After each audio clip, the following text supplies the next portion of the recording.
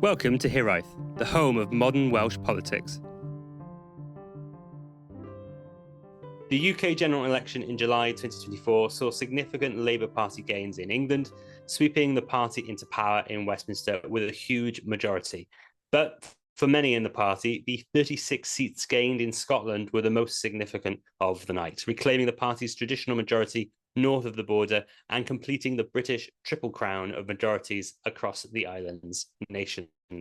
So what exactly happened in Scotland, and what were the conditions that created this huge shift in fortunes? And beyond Labour, what is the state of the political parties? To discuss, we are joined by Fraser McMillan, Fellow at the School of Social and Political Science at the University of Edinburgh and member of the Scottish Election Study Team. Hi, Fraser. Hi, nice to be here. Fraser, so we're recording about a month after the election itself, and with the initial wave of reactions finally over, what would you describe as the headlines that came out of the campaigns and results in Scotland? Well, as you say, finally over, and this has been quite useful for me because I've had to brush up a wee bit on what actually happened because I immediately memory hold all of it after a very busy month of June, and was quite happy to not think about elections for a while. But now we've had a bit of time to digest it. I think everyone will be aware that the main takeaway is that the SNP have finally been dislodged as the election winners. I've lost count of the number of national level elections that they've won in a row up till 2024, but counting all levels from European elections, which obviously we no longer have, down to local authority elections. This is the first time that the SNP have lost nationally since 2010. And that covered, I think, 11 or 12 different contests in that time. So a very, very long tenure of absolute dominance that after 2021, the devolved elections, obviously, when they fell just one seat short of a majority, we thought, well, will this ever end? Will the cost of governing, as political scientists often put it, ever come to bite the SNP? And it seems like it has, but not at the kind of appropriate level for the that corresponds to their control of the levers of power. 14 years, 11 elections, those are rookie numbers to us in Wales, looking at a Labour Party that's won every election for a century. My colleague Jack Larner often makes that point when we talk about long-term SNP dominance. He's like, wait. We've got a century down here. So, obviously, a very good night for the Labour Party, and they've been working towards this for some time. But what do you think the key drivers are behind their comeback? So before the election, for about a year before, it had become quite obvious that there was drift from the two incumbent parties at Holyrood and Westminster towards the Labour Party. And with the Scottish Election Study Team, every time we presented to the Scottish Government or parties at their conferences or academic audiences that were interested in, the ups and downs in the polls, we strived to make the point that it's not because Scottish voters loved Labour, but because they disliked them the least. And I think that it was the frustration with incumbents that really propelled Labour to this result in Scotland. So overall, the vote share, it was Labour ended up at about 35%, to the SNP's roughly 30% nationally, which is not a huge margin, but obviously Labour won more than 5 times as many seats as the SNP and swept the board in the Central Belt and started becoming competitive in seats in areas that they hadn't been for a long time. And part of that is just that Labour looked like a well-functioning, competent alternative to the incumbent parties at Edinburgh and in London. I don't want to sound too down about it. Labour they've done a lot. They've come a long way since 2019 when they didn't look particularly credible. They weren't talking about the issues that were kind of most relevant to Scottish voters at that point in time, and it was very much framed because it was the Brexit election around then, as Scottish kind of Remain Yes coalition versus a fragmented anti-independence half of the electorate. some of whom were very on board with the kind of pro-Brexit British national identity pole of the constitutional question and invested in Brexit. And what happened is basically Labour over time were able to absorb chunks of that coalition, which had grown sick of the Conservative government, and the kind of softer pro-independence voters. And that's the absolute key to what happened here. So for the last 10 years, since the Scottish independence referendum, obviously we'll talk a lot about the constitution here, I think, the SNP have hoovered up almost all of the pro-independence voters, at least at the constituency level. Maybe on the party list at devolved elections, some of that group went to the Scottish Greens and other parties, but in the main, when it was the SNP versus any pro-union opponent, the yes half of the Scottish electorate would vote for the SNP to kind of North Korea levels. But they dipped from a peak of about 90% of pro-independence voters voting SNP in 2021 at constituency level to somewhere between 60 and 70%, depending on the poll you look at the general election just last month. So those voters that moved from the SNP to Labour, pro-independence voters on paper, but not necessarily seeing that as the kind of primary driver of their vote choice, decided to give the other lot a shot, basically. And something I was kind of at pains to stress was it's a very different type of representation that Scotland's had at any time since 2015, before the SNP near sweep at that general election, because now they've sent a party that's going to be in government rather than a party to kind of loudly oppose and stand up for Scotland in that respect. As I always say, first past the post is a hell of a drug. I mean, Labour's success is built upon quite a modest percentage swing, and that same percentage swing has left the SNP losing all but 9 of its seats. What explains this fall beyond, I think, that governing fatigue? Do you think it is the recent scandals? Do you think it is just because there was a chance of a Labour government in Westminster that maybe turned people's head, made people feel like they don't need to vote for a party that backed independence if they were going to get a left of centre government anyway? A combination of all of the above, to be honest. They're kind of all related in a way, and particularly on that point about getting rid of the Conservative government at Westminster.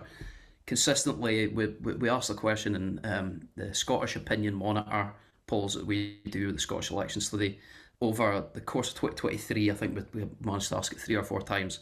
It was basically, what do you prioritise from the upcoming general election?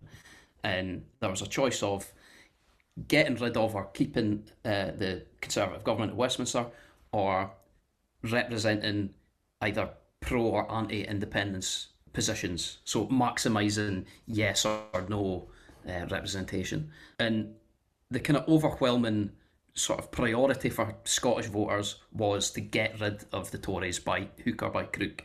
And that was actually quite a decisive sort of factor in whether people voted for the SNP or Labour on the yes side. If you said your priority was getting rid of the Conservatives, the vast majority of those people went for Labour. But if it was maximising pro-independence support, obviously it was the SNP. So, the SNP, the shine has definitely come off them. We thought Nicola Sturgeon at the helm in 2021, riding high off the pandemic kind of boost that the yes side got and the SNP got. We thought they were invulnerable, and then obviously the wheels very quickly started coming off, and all of a sudden it's not the chaos just at Westminster. At devolved level in both Scotland and Wales, we've been cycling through First Ministers at quite an impressive rate, and obviously the SNP have had the party finance scandal to deal with, but they had been trending down in the polls before Nicola Sturgeon's resignation, which it's incredible to think that was only about 18 months ago. And it was shortly after that all the kind of party finance, more traditional type scandals started coming to bite them. But there were already signs around then that they'd started losing the support of pro-independent Scots. And a lot of that was to do with the cost of living crisis, and perceptions that the SNP no longer represented the kind of competent choice, and particularly in terms of healthcare, education, and the economy, and those particular issues. When at the Scottish Opinion Monitor, when we looked at those, comparing the three main parties in Scotland, SNP, Labour, and the Conservatives, that Labour had overtaken the SNP on those measures across the Scottish electorate. That had been the first time that Labour had gained any advantage, and it wasn't a huge advantage. Opinion was still quite polarised on the SNP, but you kind of see this pattern all over the place when you look at the numbers on what's behind the shift to Labour, and it's that they kind of come through the middle by being not hated by anyone. I don't know if a more eloquent way to kind of explain that. No, it makes sense to me, Fraser. I was interested in your piece on government fatigue in with the Fabian Society. You discussed the number of people willing to state that the governing party in Scotland that were running public services poorly. Would you want to go into a little bit more detail about that? And do you think we can have any read across from that piece in Scotland to what we'll find in Wales? It heavily depends on what happens to public services with a Labour government at Westminster. I think this will only be really decided retrospectively. What happened in Scotland, it's not particularly analogous to Wales because obviously there isn't a separatist party in charge, was that the SNP were always able to point the finger at, those nasty Tories at Westminster. Welsh Labour could do the same as well, though, and have done the same for the last 14 years. Aye, I'm assuming Welsh voters have also become less likely to buy that as time's gone on and as devolution's become kind of just part of the democratic furniture in the UK. But even pro-independence Scots became much more likely over the last 3 or 4 years to blame the SNP for things going wrong in Scotland, because before it was always completely polarised depending on your constitutional preference, and now that's no longer the case. That is just another kind of way of saying the shine came off the SNP a bit, and they were perceived to have mismanaged things like the implementation of the curriculum for excellence. Education became a particularly sore spot because Nicola Sturgeon, of course, before becoming First Minister, was Education Secretary, and in 2016 repeatedly said, "I want to be judged on my record on education and lowering the attainment gap," which is the difference between the results of the poorest and richest school leavers, and that didn't happen, and if anything, it got worse over time. So, pointing the finger, whether rightly or wrongly, just stopped working. It's hard to get people to focus their minds on how much better would everything be if we had Scottish independence when you're not presenting favourable enough contrast to the government at Westminster, which was never going to get a hearing in Scotland. The Conservative Party was and remains a pretty toxic brand in Scottish politics, and the SNP did well when they were perceived to be outperforming the UK government, as they were during COVID, for example, and that also kind of lifted the support for independence as well. So those two things are kind of inextricably linked. When the Scottish government seemed to be doing a much better job on a particular issue, or just look like the kind of less risky, more stable option than the UK government, the pro-independence side benefits, whether that's in terms of the standing of independence itself or the SNP's poll numbers. But what we're seeing now is that there's a big Labour majority. They've come in, they've got quite, I think, a clear agenda at Westminster. And Keir Starmer's not going to get, ousted anytime soon. I think it's safe to say the kind of Brexit and COVID and Tory leadership psychodrama at Westminster has come to an end for now. Although, there's obviously going to be some Tory leadership psychodrama on the side. But the SNP no longer have that ability to contrast what they're doing in Scotland with Westminster to the same extent, because they've got another centre-left party in power down there, and it's the first time we've had a pro-independence majority at the Scottish Parliament, but also a Labour majority at Westminster. That's not only going to affect the SNP going forward, but I think, as you suggested earlier, it hurt them in advance of this election because people knew that Labour were going to win. You know, when we asked respondents what they expected from this election, the overwhelming perception in Scotland was that Labour were going to win a big majority. And I think what the kind of median Scottish voter decided was that it was better to participate in that than to, send a contingent of SNP MPs to stand on the sidelines and complain. Well, you mentioned the Conservatives there. I got one more question before we head on to the Conservatives. But the loss of its Scottish majority in the UK Parliament has been a bit of a huge psychological wound for the Labour Party. Now it's turned that page. Do you think it has the conditions ahead of it that will allow it to repeat this feat at the next devolved Scottish elections? Honestly, I'm usually not too scared of making predictions about anything.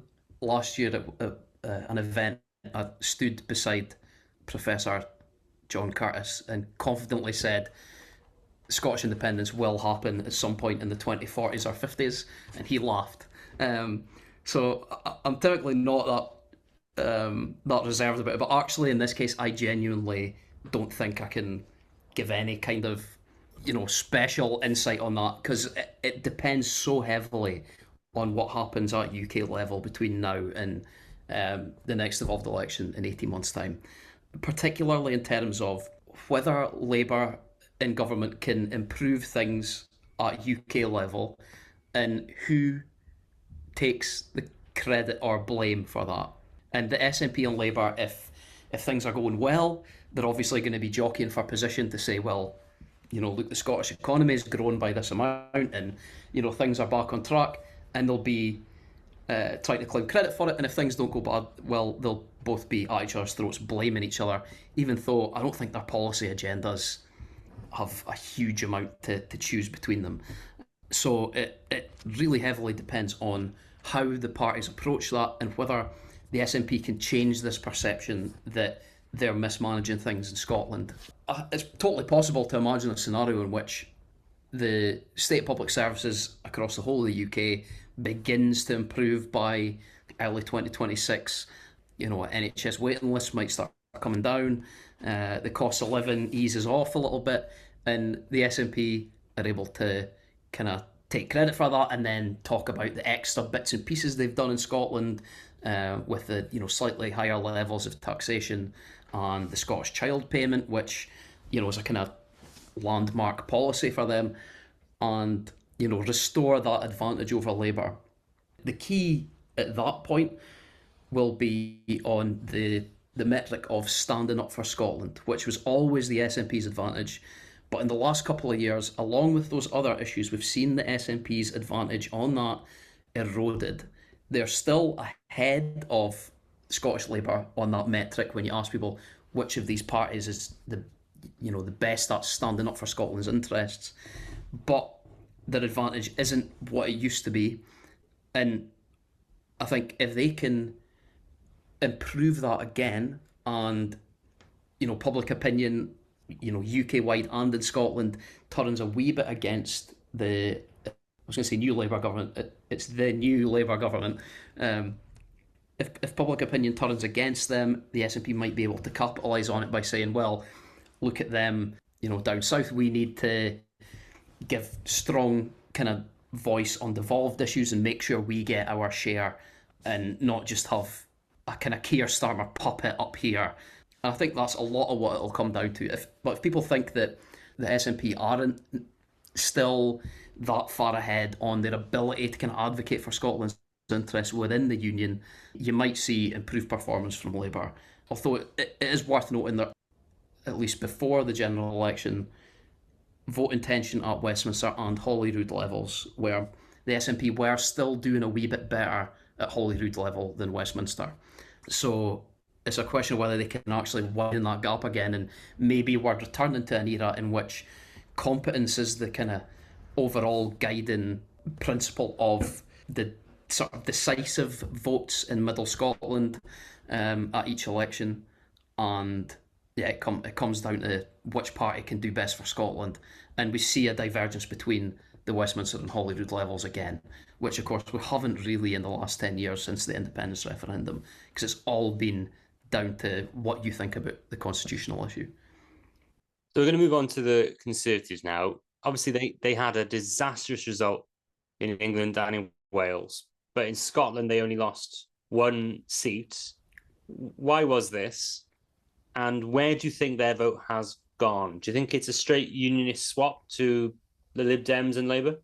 More or less, aye. Labour's increase in support, about a third of it has come from SNP voters, and the rest has come from Conservative voters who have basically been put off by what's happened the last few years of the Tory government down there. So, yeah, a big chunk of their support went to Labour, but another important dynamic in Scotland is anti-SNP strategic voting. So, this is a Hiraeth exclusive. In the Scottish election study post-election survey wave, we asked people, why did you vote the way you did? And one of the options is it was a tactical vote to stop another party from winning. 1 in 5 Scots said that it was a tactical vote, which is a similar number to before. But the share saying that it was an anti-SNP tactical vote of that number was about 75%. So, that's maybe 15 to 18% of the electorate casting anti-SNP tactical votes. And of course, some of those were for Conservative candidates. So particularly in the northeast, where I think all the SNP Tory marginals now are, it was basically an SNP or Conservative choice. And with Labour picking up some of that softer SNP vote, in many situations you actually had the Conservative and SNP vote declining, but the Conservative vote declining a bit less. So they were able to hold on to those seats.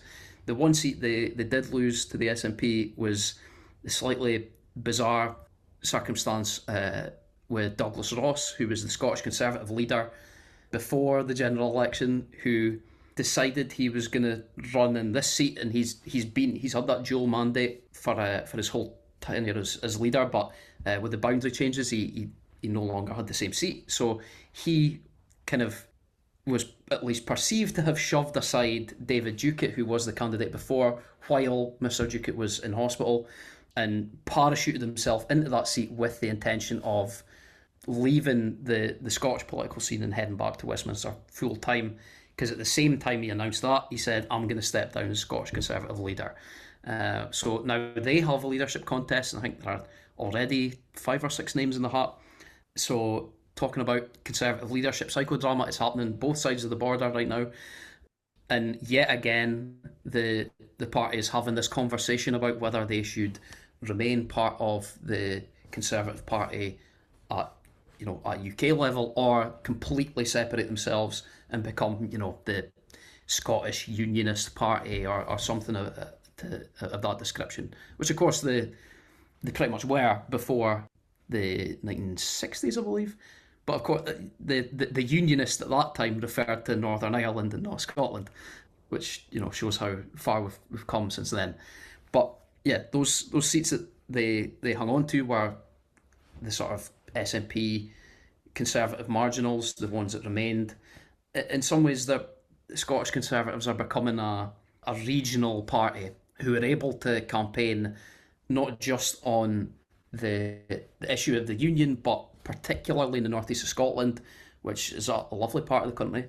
The oil capital of Europe, Aberdeen, is located there, and there are concerns across the northeast about what SNP and Labour governments mean for North Sea oil extraction and jobs. And there's a huge debate going on about the transition to clean energy, and a lot of jockeying for the location of GB Energy. The assumption is that it will be in the Aberdeen area, but Labour are yet to confirm that. So that's also kind of part of the picture in that area. And to some extent, the Scottish Conservatives are becoming a bit like the Scottish Lib Dems, in that they're a sort of hyper-localised, specialists. But not that they would like to see themselves that way, but that's kind of what it's becoming. So yeah, it's fascinating fall really for the Scottish Conservatives. Under just a few years ago, under the leadership of Ruth Davidson, they were the main unionist challengers. They are now the largest opposition group in the Scottish Parliament, but I'm assuming this is going to change again post 2026, right? Aye, you'd have to imagine. So, I mean, whether or not Labour emerge as the largest party at Holyrood in 2026, they are going to gain vote share from the Scottish Conservatives. Whether or not they become the largest party depends on how much they can peel off then from the SNP. But the Scottish Tories are between a bit of a rock and a hard place because they are hamstrung by the brand and what goes on at Westminster, and they are not. The Scottish Tory MPs tend to be a kind of more moderate, particularly on economic issues, than Tories down south. And I mean, obviously, ideologically, very committed to the union, but also a sort of agrarian party in a way. And I think for their fortunes to improve, they would have to split themselves off and try to kind of form some kind of effective centre-right party in Scotland that was pro-union, but that not make that the kind of entire identity of the party, and instead become more of a sort of pro-business, traditional centre-right party, because the constitutional issue has quite clearly run its course, at least for now. There's no immediate threat of another referendum. The SNP are out of legal avenues and I think ideas on that front. So with the salience of that being down, there's very little the Scottish Conservatives can do to, agitate for the union on that front. The perception is that, the independence question is closed for now. That's not to say it won't come back in future, but it wasn't so much Ruth Davidson. She maybe created the permission structure for former Scottish Liberal Democrat voters or even former Scottish Labour voters who were very pro-union to kind of vote for the Scottish Conservatives. But Douglas Ross got kind of similar share of the vote in 2021, and that was all to do with the perception they were the strong pro-union voice in Scotland. But yeah, it's going to be a very challenging time for them, particularly if they decide to remain part of the wider UK party, because who knows what direction the UK Conservatives will take. The possibility of them moderating is a bit underrated. The kind of conventional wisdom is that they're going to pick someone who's going to throw kind of red meat to the core vote, but whoever ends up being the leader in whatever direction the party takes down there is going to have kind of knock-on effects for the Scottish contingent. You mentioned the Scottish Lib Dems there. Obviously, they had a pretty good night. They gained a couple of extra seats, depending on how you count it, with boundary changes. But their vote share only rose by sort of 0.2%. And it's strange, isn't it, that despite being the party that I think most people recognise as being in favour of proportional representation, they really have gained first past the post, haven't they? Yeah, and they managed to do that successfully across the UK.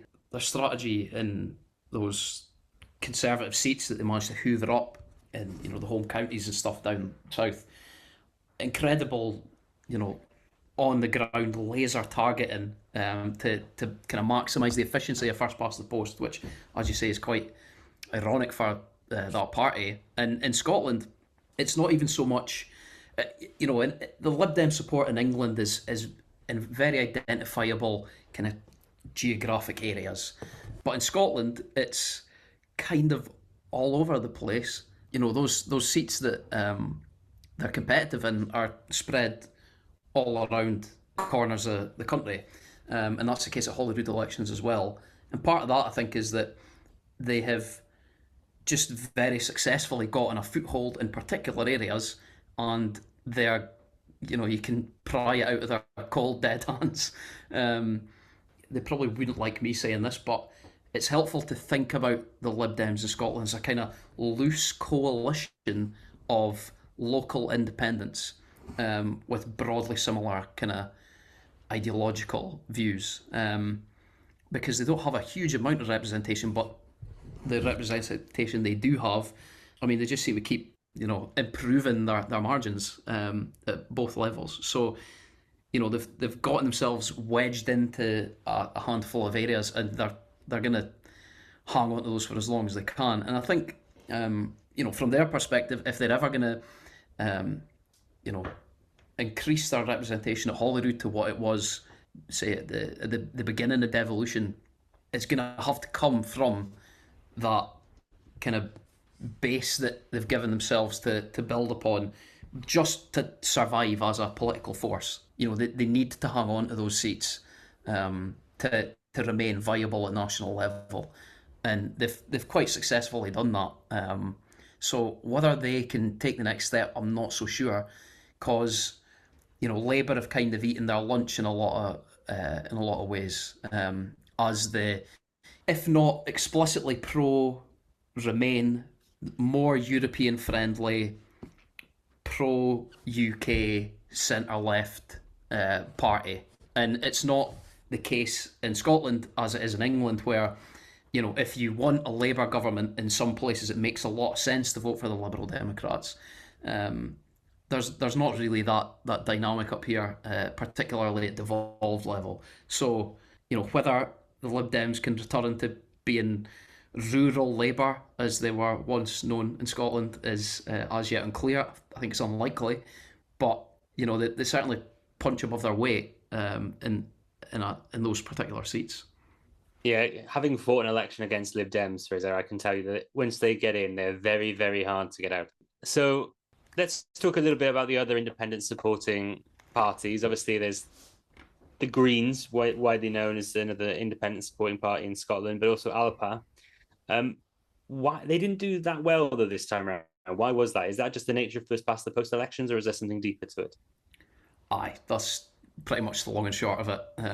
The Scottish Greens do relatively well at Scottish devolved elections these days, because they're able to collect the support of maybe 1 in 5 to 1 in 4 SNP constituency voters, and their support is pretty strongly concentrated in certain geographic areas. So they were actually reasonably competitive in a handful of places in Scotland this time around, but not seriously in contention for any seats before. So they landed on half the vote share of what Reform UK managed to pick up. That's not going to be replicated at the election in 2026. And obviously the Greens they've just been in government and were fairly unceremoniously booted out, but that's kind of what brought down Humza Yousaf. So they've also got that baggage to some extent of being associated with the SNP. I don't think that will have a massive bearing on their support. They're definitely the party of the pro-independence, degree holding, for lack of a better term, woke metropolitan elite of Scotland's bigger cities, and that's the kind of core demographic. I think in 2021, 2/3 of Scottish Green list voters had a university degree, which was more than twice as much as any other party, and that's why their support's so concentrated in areas like Leith and Edinburgh and the south side of Glasgow. Whether they can break out further really depends on the way the chips fall in terms of SNP support on the list in 2026. Will people who support independence want to maximise pro-independence representation at Holyrood kind of stick with the SNP on the list under the assumption they're going to lose some of their constituency seats and therefore compensate for their representation? It's quite difficult to judge the dynamics of that at this stage. I think what we'll see happen with the Greens is that they'll more or less hold station, but it's likely at Holyrood next time around there will not be a pro-independence majority for the first time since 2011, and in that situation, the Greens could end up being kingmakers, particularly if Labour can beat the SNP and come out as the largest party. So they might actually still have a pretty instrumental role to play north of the border, but they're not going to be a factor at UK elections, as you say, just because of first past the post. And as far as the Alba Party, it's the dog that didn't bark. They have tried to break through a series of elections at various levels, but I think the fundamental issue for them is that Alex Salmond, who's their leader, is extremely unpopular, and with that baggage, they're not going to make inroads with a pro-independence electorate who, by and large, are very big fans of the SNP, particularly those that stuck with the party this time around, who happen to be the ones who are more committed to the yes position. So I don't think it would be wise to write them off forever. I think there is space for a more socially conservative kind of SNP alternative on the pro-indie side of the ledger. But I don't think that the Alba Party have the best messengers for that at the moment. And I'm not sure that's the vehicle that'll deliver that. Talking about socially conservative parties, Reform. Now, they did incredibly well in England and in Wales, but less so in Scotland. Why do you think they're struggling to pick up salience? I think the long and short of it is that immigration isn't under the control of the devolved Scottish government. So there isn't the same kind of divide over immigration policy in Scotland. It's not as salient an issue. Scotland gets relatively few immigrants compared to other parts of the UK. Who could blame people for wanting to minimise the amount of rain at any time of year? So I think that's essentially it. There's nothing ideologically kind of special about Scots compared to the rest of the UK. If you look at measures of actual opinion on issues, Scots are pretty similar to voters in England, but it's just that immigration is not a particularly high salience topic in Scotland, and we're still a pretty homogenous country demographically. So there just isn't the kind of raw materials for them to work with here. On the other hand, I mean, obviously they picked up about 8% of the vote, and probably a decent chunk of that coming from disaffected Conservative voters. Obviously, they're going to be very pro-union, and you might see them emerging as a party that compete with the Scottish Tories to be that strong pro-union voice. In the same way that you've seen the TUV become competitive with the DUP in Northern Ireland in some places.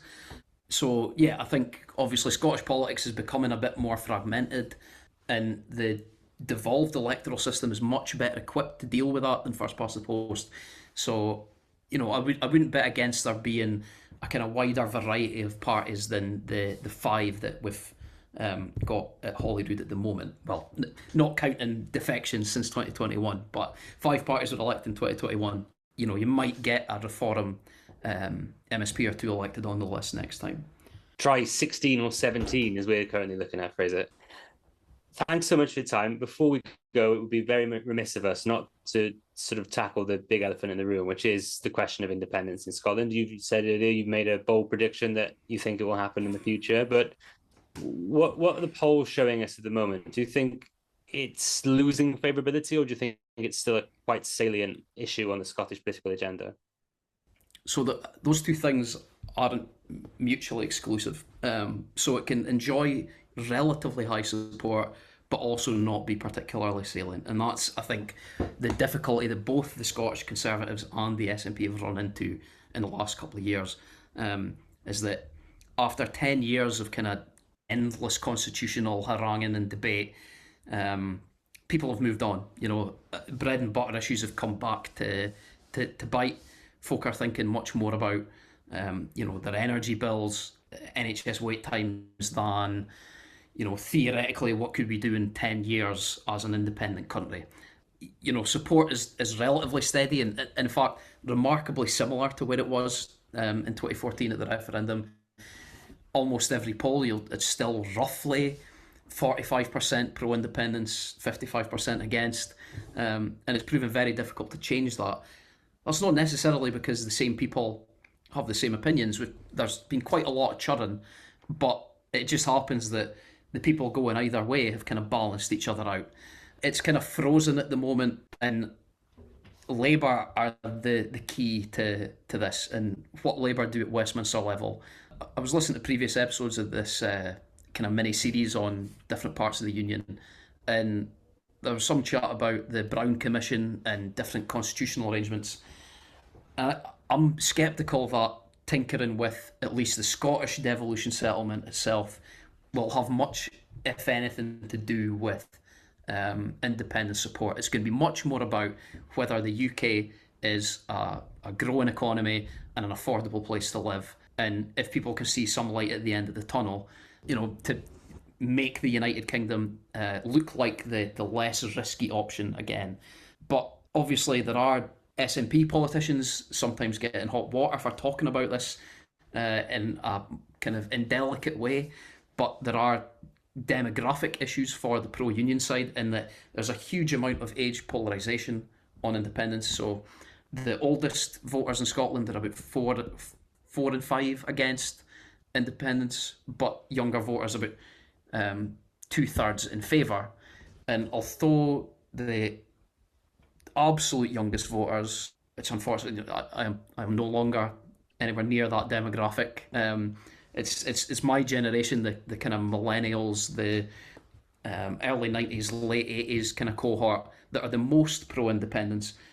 But the 16, 17-year-olds aging into the electorate now, they're still quite strongly in favour of independence, and that does present challenges for the no side of the debate. And I think the question is whether they can create the conditions for Labour government in Westminster, whether they can create the conditions such that independence is no longer the option for a generation that feel that they've been shortchanged. In England, that manifests as Labour versus Conservative. It maps quite clearly onto partisan politics.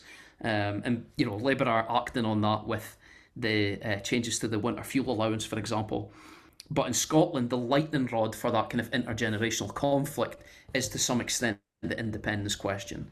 And if voters who are, were strongly pro-independence in 2014 when it was all very new and exciting and it was a generational socialising event, if as they age, they can find affordable housing and start a family and maybe think about the material risks of independence a bit more, they might be liable to change sides. So yeah, again, I think it has a lot to do with how the UK Labour government performs in the next few years, and that'll be the key.